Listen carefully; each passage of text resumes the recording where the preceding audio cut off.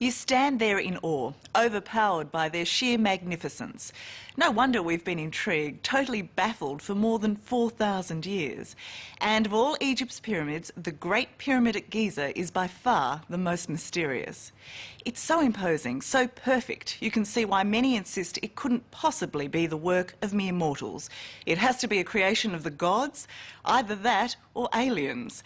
But at last it seems this ancient riddle has been solved. There's one man who reckons he's figured it all out. And he's willing to share his amazing discovery with us, to take us to the very heart of the mystery, deep inside the Great Pyramid, where very few have ever been.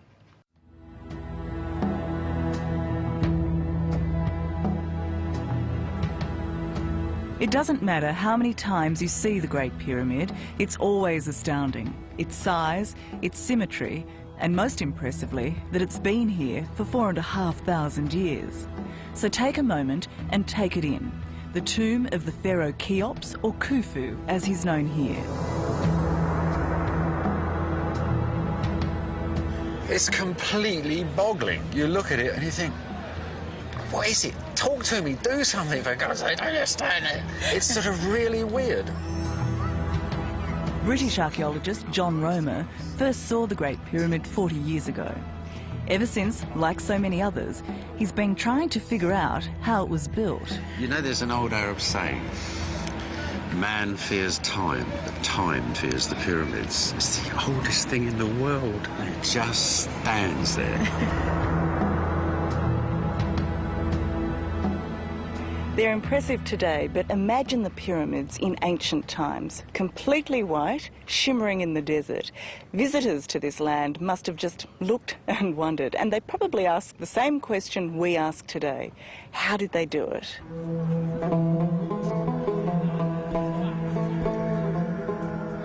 In this land of pyramids, the Great Pyramid is pure perfection. It's not just a huge pile of rocks neatly placed on top of each other. Okay, so everyone talks about the great precision of this pyramid, but looking at it, it looks a bit rough, actually. Yeah, it doesn't look too bloody precise, does it? But made well before mathematics was recognised, 2,000 years before Pythagoras came up with his triangle theorem, its perfect angles and joins make this the most precise and most confounding building in the world. You just need to know where to look.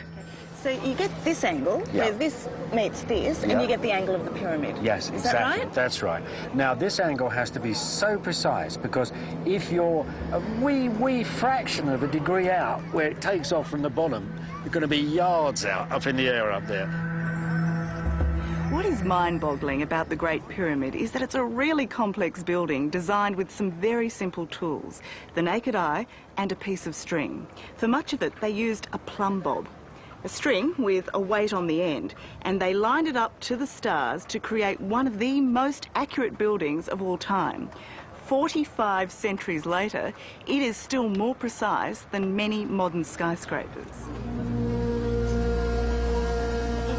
Obviously, the precision was no accident, but how the ancient builders got it so right without modern equipment, no one's worked out until now. So what are we looking at here? Well, this is one of the 4 survey points that are absolutely key to understanding how this pyramid was made. People have been tripping over these survey marks for centuries, but extraordinarily, John Romer is the first to see their significance, to crack one of the pyramid's startling secrets. That's the third one. That's the third in the line. Yep. This one here is really exciting. He's discovered a one-to-one plan of the pyramid mapped out on the Giza Plateau, right next to the Great Pyramid. The plan of the pyramid is the pyramid itself, because if you really want to keep something that accurate, the way to do is to make your plan at the same size as the finished thing. By measuring out the life-size plan with string, the Egyptians were able to get their ancient calculations, cubits, perfect. Now, this is the clincher, and whatever anybody says about what I'm telling you here, they say, oh, that's all rubbish, they never did this. But what nobody's ever going to be getting away from is if you measure 40 cubits from that point out there, you get exactly the angle of the pyramid. Not vaguely, not nearly, but 51 degrees, 50 minutes. So what does that tell you? What are we standing on here? We are standing on a sort of design lab. This is where they controlled the architecture of the pyramid. But John's discovery doesn't stop there. He believes he's found yet another plan, one for the inside of the pyramid, similar to the exterior but slightly offset. The difference between the two grids giving the pyramid its magical angles. Why haven't these two plans been discovered before now? People were looking for a single design. And what I found was there was no single design, there were two. You know, two designs just slightly disjuncted one from the other, rather like a double helix. And that, I think, put earlier people off, because what they imagined was there must be a single plan. It's called Mahmoud's Hole. You go in, and the stonework is just as well laid in here as it is outside. It's here, inside the Great Pyramid, where the accuracy counts, in its steep, confined corridors. This is the world's most accurate rock-cut tunnel. These tunnels are so narrow because they weren't built for access, but as control lines for the builders. This is where the roots of the pyramid, this is where it all began. We're now entering the biggest space in the pyramid, the Grand Gallery. Look at that, huh? The Grand Gallery. And it is grand, isn't it? And the majesty of its polished walls and vaulted ceiling takes your breath away. When we get to this, which is the masterpiece of the whole bloody pyramid, this is... At the top of the Grand Gallery is the Great Step, a big piece of stone smack bang in the middle of the pyramid. And to the ancient Egyptians, partway through their construction, proof the pyramid was on track. It's the refoundation of the pyramid. You know, this is the centre line. We're setting it up again. So the head of the pyramid, the point of the pyramid, was exactly there. That line up, exactly where my point of my finger, 300 feet up there. Creepy, really creepy. So this proved to the ancient Egyptians that they'd got it right to this point. Well, it didn't. They sort of thought they had, because they're nowhere checking. No, that's right. So, but they get to this point, and they're dead on. We can't find anything wrong with them at all. Duck down. One more short, cramped journey, and we're in the heart of the pyramid, in King Khufu's burial chamber. So here we are. It's the burial chamber of the king. The climax of the pyramid. That's where he was buried, over there. of course, they never found him, did they? No, and his name's not on the box. There's nothing. It's completely plain. It's like the other rest. There are no ornate hieroglyphs in this large tomb, but its granite walls are perfect. These drawings are fantastic, aren't they? Yeah.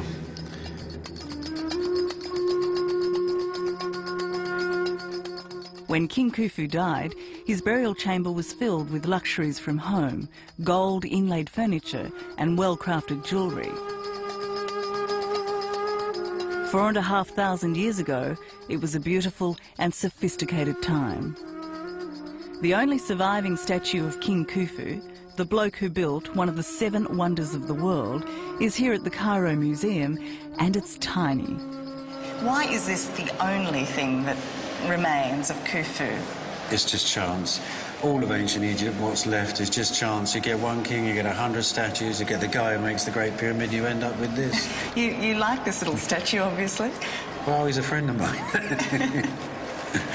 Lovely little bloke looking out into eternity. Look at him. Back in the pyramid, this is where the adventure gets even more exciting. You're right up there. It's a bit steep. Yeah, I'm fine. Sort of, yeah. Up a steep, unstable ladder into a tiny, claustrophobic corridor. You all right, my dear? Yes. There you are. I thought tomb raiding was meant to be fun. Yeah, well... We're exploring the small spaces above the king's burial chamber. No one's allowed up here, and this is one of the reasons why.